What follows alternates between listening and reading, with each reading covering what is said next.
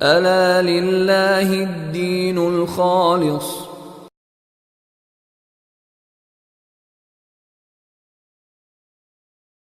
اگر کسی آدمی کا کوئی گناہ نہیں چھوٹتا، وہ سمجھتا ہے کہ میں انتہائی گناہگار ہوں اور گناہ میرا چھوٹتا ہی نہیں، میری عادت جاتی نہیں، اس کو 29واں اور 30واں پارہ جو ہے نا ترجمے کے ساتھ ڈیلی پڑھنا چاہیے، ڈیلی۔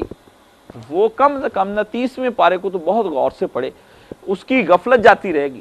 وہ رات کہتے جی فجر کی نماز نہیں پڑھتے، میں نے کہا آپ 30واں پارہ کھول لیں اور اس کے اندر کی مکی صورتیں جتنی بھی ہیں نا، جہاں جہاں مکی لکھا ہوا وہ ساری مکی صورتیں آپ تلاوت کرنی شروع کر دیں، آپ کی غفلت جاتی رہے گی۔ اس دور کا سب سے بڑا المیہ جو ہے وہ غفلت ہے۔ آدمی اتنا غافل ہے کہ وہ اپنی چیزوں کے اندر اتنا مگن ہے، اتنا نشوں کے اندر چور ہے کہ اس کو سمجھ ہی نہیں آتا کہ میں نے اللہ کے بھی کچھ کام کرنے ہیں۔ ہر وقت جس سے پوچھ لو دنیا کا یہ کام، آپ صبح کی روٹین میں آپ اپنا صبح اگر دیکھنا چاہتے کہ میں اللہ والوں میں ہوں کہ غیر اللہ والوں میں ہوں، تو اس کا بڑا ایک اچھا سا آپشن ہے۔ آپ ایک کاپی پینسل لے لیں، درمیان میں اس کے خاتے کھینچ لیں، اور خط کھینچنے کے بعد اوپر دونوں طرف لکھتے جائیں کہ آج آپ نے کون کون سے کام کرنے ہیں۔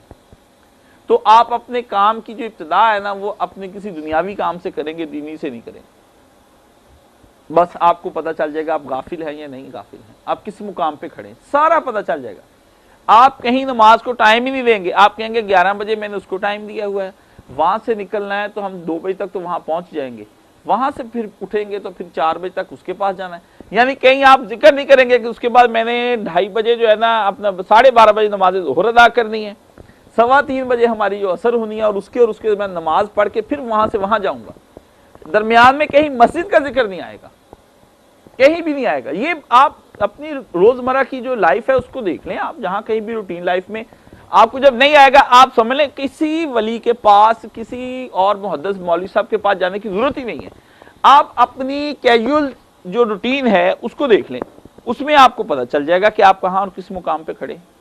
تو اس کے لیے غافل آدمی کے لیے سب سے اہم چیز جو ہے وہ خود قرآن کریم کے اندر 29واں اور 30واں پارہ جو ہے وہ بڑا ضروری پارہ ہے، یہ آپ کی غفلت دور کر دے گا۔ اور غفلت جو ہے یہ جلدی دور نہیں ہوتی، یہ بھی میں آپ کو بات بتا دوں۔ غفلت کا تو رونا ہے، تو اللہ تعالیٰ نے جگہ جگہ آدمی کا یہی ذکر کیا کہ انسان جو ہے وہ غفلت میں ہے اور اس کو پتہ ہی نہیں کہ میں کس مقام پر کھڑا ہوں اور میں نے کیا کرنا۔